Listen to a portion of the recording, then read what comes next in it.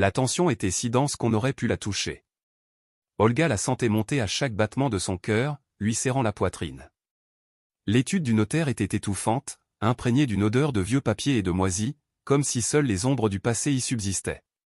L'avocat, un homme émacié en costume strict, s'éclaircit la gorge, ajusta ses lunettes et commença à lire le testament de Marie Dubois, leur grand-mère. Antoine, le frère aîné d'Olga, était affalé sur sa chaise à côté d'elle, un sourire suffisant aux lèvres. Il avait toujours été le préféré de leur grand-mère, un homme d'affaires prospère vivant à Paris. Olga, en revanche, semblait une ombre en sa présence, silencieuse, modeste, travaillant comme bibliothécaire. Elle s'était toujours sentie sous-estimée, comme si son existence n'était qu'une toile de fond pour la vie éclatante de son frère.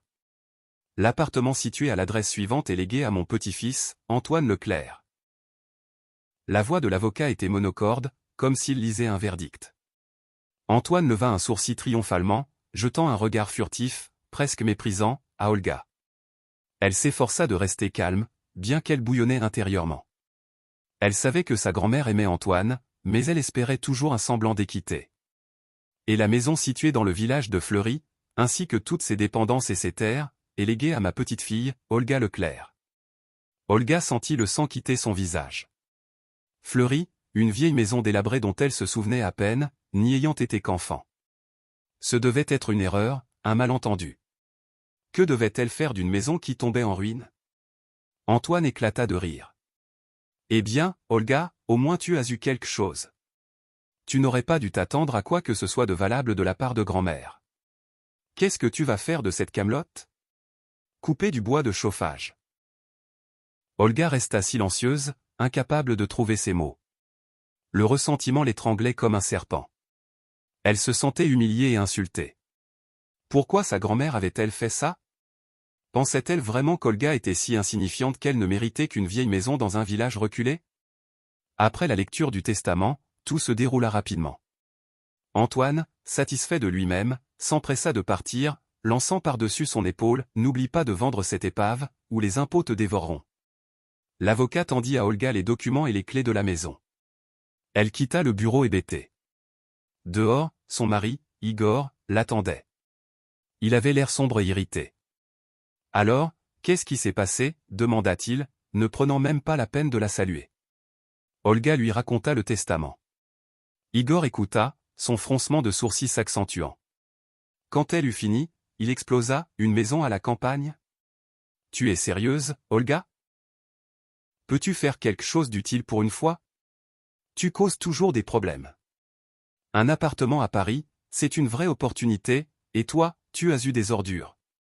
Tu n'as vraiment aucune chance, tu es un échec total. » Les mots d'Igor la blessèrent plus profondément que les moqueries d'Antoine. Elle avait toujours essayé d'être une bonne épouse, le soutenant en tout, mais il ne l'appréciait jamais, la critiquant toujours pour sa faiblesse et ses revenus insuffisants. « Igor, s'il te plaît. » Tenta-t-elle de se défendre, mais il la coupa. « Assez.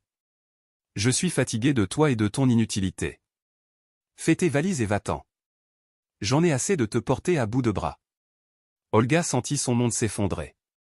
Elle était seule, sans argent, sans soutien, juste les clés d'une vieille maison dans un village perdu. Les larmes montèrent, mais elle les retint. Elle ne le laisserait pas voir sa faiblesse. Faisant ses valises, Olga quitta l'appartement qu'elle et Igor avaient loué ensemble. Elle ne savait pas où aller ni quoi faire. Une seule pensée la consumait, s'éloigner le plus possible de cette tromperie, de cette trahison. Sans trop réfléchir, elle acheta un billet de bus pour Fleury. Elle se fichait de ce qui l'attendait dans ce village oublié de tous.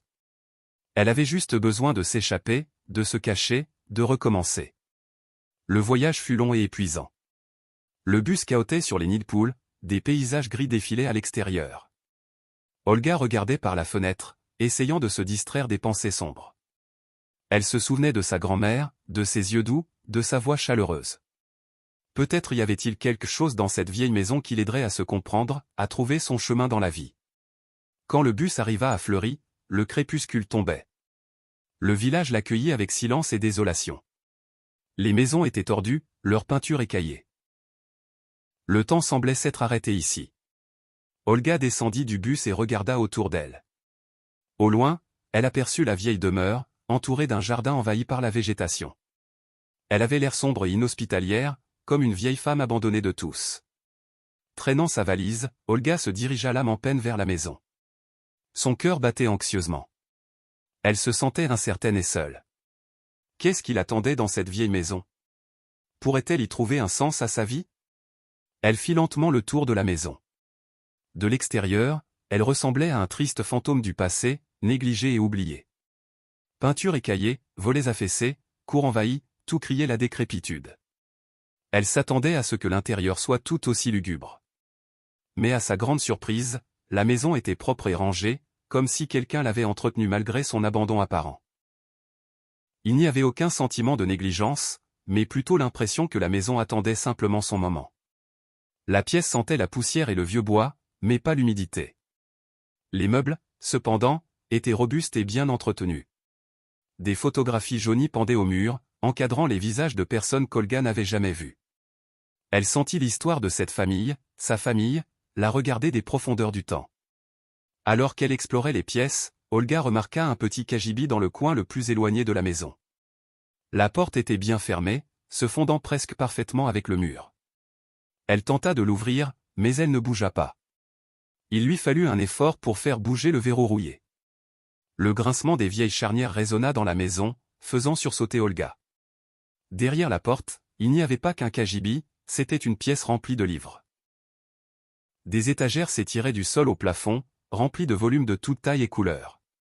Certains étaient reliés en cuir avec des gaufrages dorés, d'autres avec de simples couvertures en papier. La pièce était si intelligemment cachée qu'elle pouvait facilement être prise pour un garde-manger ordinaire. Il n'y avait pas de fenêtres, mais de petites bouches d'aération assuraient la circulation de l'air, empêchant l'accumulation d'humidité. Olga resta figée sur le seuil, abasourdie par la vue. Elle n'avait aucune idée que sa grand-mère possédait une bibliothèque, encore moins une aussi vaste. Elle avait toujours imaginé sa grand-mère comme une simple femme de la campagne, occupée par les tâches ménagères. Mais cette bibliothèque parlait d'autre chose, intelligence, éducation et passion pour la connaissance. Elle entra et passa sa main le long des dos, ses doigts sentirent la rugosité du vieux cuir et la douceur du papier. L'odeur des livres anciens était enivrante, transportant Olga dans un autre monde, un monde de savoir et de découverte. Bien que n'étant jamais une lectrice assidue, dans cette pièce, elle ressentit une envie irrésistible de découvrir ce qui se cachait derrière ces couvertures. Certains livres étaient en français, d'autres en langues étrangères. Olga reconnut l'anglais et l'allemand de ses années d'école et fut surprise de trouver plusieurs volumes en latin et en grec ancien. Elle prit un livre relié en cuir et l'ouvrit. Les pages étaient jaunies par le temps, mais le texte était clair et lisible. C'était un livre historique, imprimé au XVe siècle. Olga passa des heures dans la bibliothèque, examinant les livres et se demandant comment sa grand-mère avait pu amasser une telle collection. Elle sentit que cette bibliothèque n'était pas seulement une collection de livres, c'était une partie de son héritage, une clé pour comprendre sa famille et elle-même. C'était un secret que sa grand-mère lui avait laissé, juste pour elle. Désireuse d'en savoir plus sur la bibliothèque, Olga continua d'explorer la maison. Le sous-sol était grand et sec, surprenant pour une structure aussi ancienne. Elle descendit les escaliers grinçants et regarda autour d'elle. Dans un coin, elle aperçut quelque chose recouvert d'une vieille bâche. Curieuse, elle s'approcha et tira le tissu. En dessous se trouvait un vieux coffre-fort en métal. Le coffre-fort était massif et imposant, avec un verrou à combinaison. Olga tenta de l'ouvrir mais échoua. Elle n'avait aucune idée du code ni de ce qui pouvait se trouver à l'intérieur. Le coffre-fort semblait être un autre mystère qu'elle devait résoudre. Puis une pensée la frappa, sa grand-mère se souvenait toujours des anniversaires de tous ses petits-enfants et arrière-petits-enfants. C'était sa petite manie. Olga décida d'essayer sa propre date de naissance. Elle entra les chiffres et entendit un clic. Le coffre-fort s'ouvrit. À l'intérieur se trouvaient de vieilles lettres, des photographies, des documents et des carnets, tous soigneusement arrangés et attachés par un ruban. Le cœur d'Olga s'emballa. Elle savait qu'elle avait trouvé quelque chose d'important, quelque chose qui pourrait changer sa vie. Elle commença par les lettres de sa grand-mère.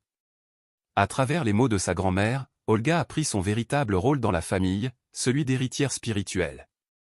Sa grand-mère expliqua pourquoi Antoine avait reçu l'appartement, il était éloigné de la famille et ne la valorisait pas. Les documents confirmèrent que certains des livres avaient une valeur culturelle et monétaire. Parmi les archives, il y avait des photos de la jeune Olga avec sa grand-mère, des moments de proximité, de confiance et d'amour. Pour la première fois depuis longtemps, les larmes d'Olga ne venaient pas du ressentiment, mais d'une révélation. Les mains tremblantes, Olga déplia la première feuille de papier jauni. L'odeur du temps, de sa grand-mère, la frappa, remuant une douleur dans sa poitrine. L'écriture était familière, soignée, avec une légère inclinaison vers la droite. Elle s'en souvenait de son enfance, quand sa grand-mère lui apprenait à écrire des lettres dans un cahier à lignes épaisses. « Bonjour ma chère Olena, ma petite fille bien-aimée. Si tu lis cette lettre, je suis déjà loin, dans un monde meilleur, et tu te demandes probablement pourquoi les choses se sont passées ainsi. Pourquoi Antoine a-t-il eu le grand appartement et toi, la vieille maison dans un village reculé ?» Olga se figea, comme frappée par la foudre.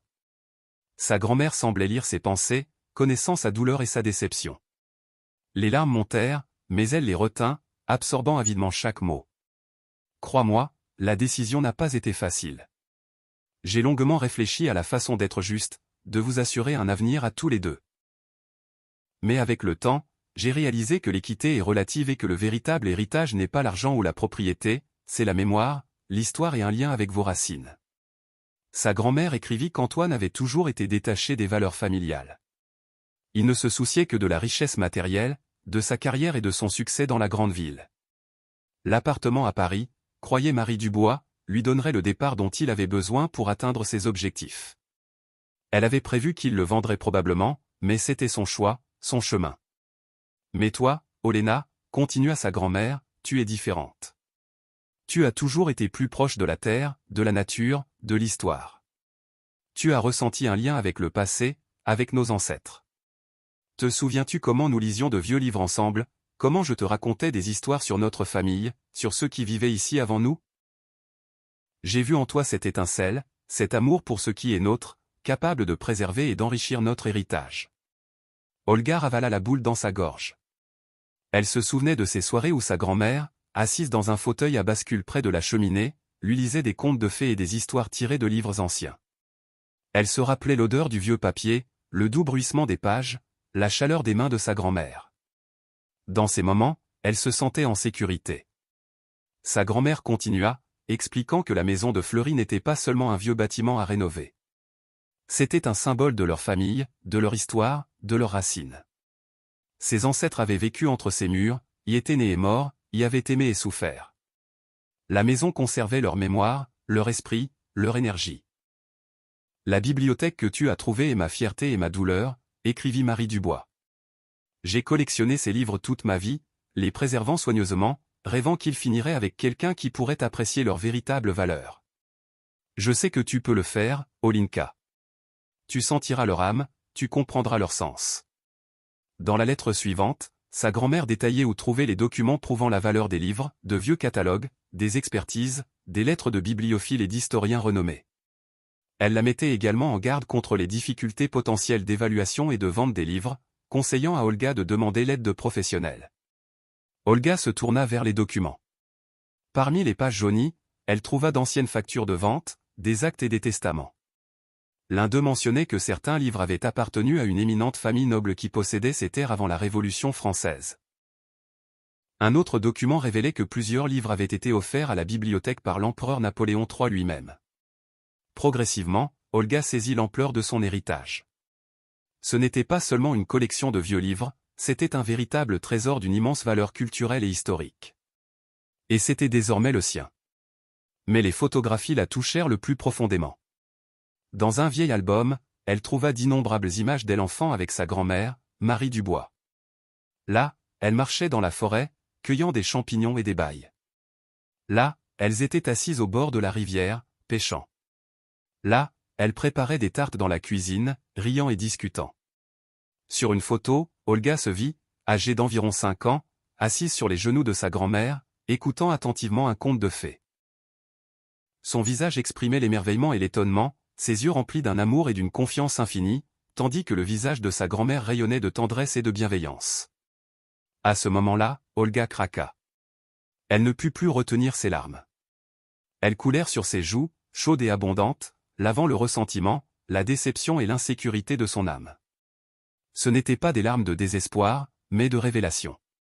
La révélation qu'elle n'était pas seule, qu'elle avait des racines, une famille, une grand-mère qui l'aimait et croyait en elle. Elle comprit que sa grand-mère ne lui avait pas seulement laissé une maison et une bibliothèque, elle lui avait laissé de l'amour, de la sagesse et de la foi. Elle lui avait donné la clé de son propre cœur, de sa propre âme. Olga essuya ses larmes et regarda à nouveau les photos. Maintenant, elle ne voyait pas seulement des images, mais le reflet de sa propre histoire, de son propre destin. Elle savait que sa place était ici, dans cette vieille maison, dans ce village tranquille. Ici, elle se trouverait. Ici, elle trouverait un sens à la vie. Ici, elle serait heureuse. Olga prit une décision ferme, elle ne vendrait pas la maison. La pensée prit racine dans son âme, forte et inébranlable, chassant le doute et la peur. Elle resterait à Fleury, insufflerait de la vie dans les vieux murs, restaurerait la maison à son ancienne gloire. Non pas pour l'argent, non pas pour se venger de son frère, mais pour elle-même, pour la petite fille sur ses photos jaunies qui s'accrochait avec confiance à sa grand-mère bien-aimée. Sa première étape fut de trouver un restaurateur. Les habitants, d'abord méfiants, commencèrent à s'adoucir en voyant son désir sincère de faire revivre la maison abandonnée. Une vieille femme nommée Agathe, dont la maison était la plus proche de celle d'Olga, lui recommanda un artisan d'un village voisin. Jean, il a des mains en or. Loue-t-elle, et il traite les vieilles choses avec âme. Jean était un homme de peu de mots mais connaissait son métier. Après avoir inspecté la maison, il secoua la tête. Il y a beaucoup de travail, mais la maison est solide. Elle tiendra des années. Olga soupira de soulagement. Ils convinrent d'un prix et d'un délai, et il promit même de commencer dans une semaine. Ensuite, Olga s'attaqua à l'évaluation de la bibliothèque. Sachant qu'elle ne pouvait pas évaluer elle-même la valeur des livres, elle décida de contacter des experts en ligne. Elle trouva plusieurs librairies anciennes à Paris et leur envoya des photos des volumes les plus intrigants. Une réponse arriva étonnamment rapidement.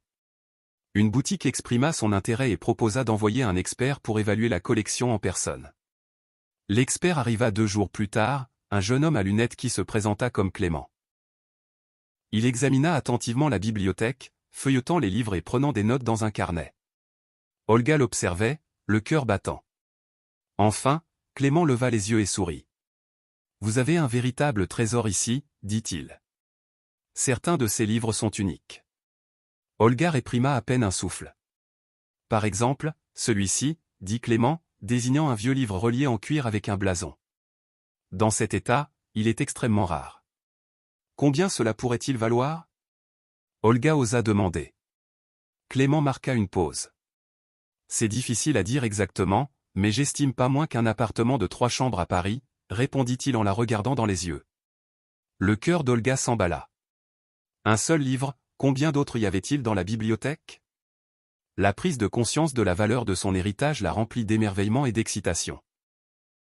Clément proposa son aide pour l'évaluation et la vente des livres, expliquant les enchères et les collectionneurs privés prêts à payer le prix fort pour des éditions rares. Olga le remercia mais demanda du temps pour réfléchir. Elle n'avait pas décidé quoi faire de la bibliothèque, la vendre en une seule fois, la vendre progressivement, ou peut-être transformer la maison en musée.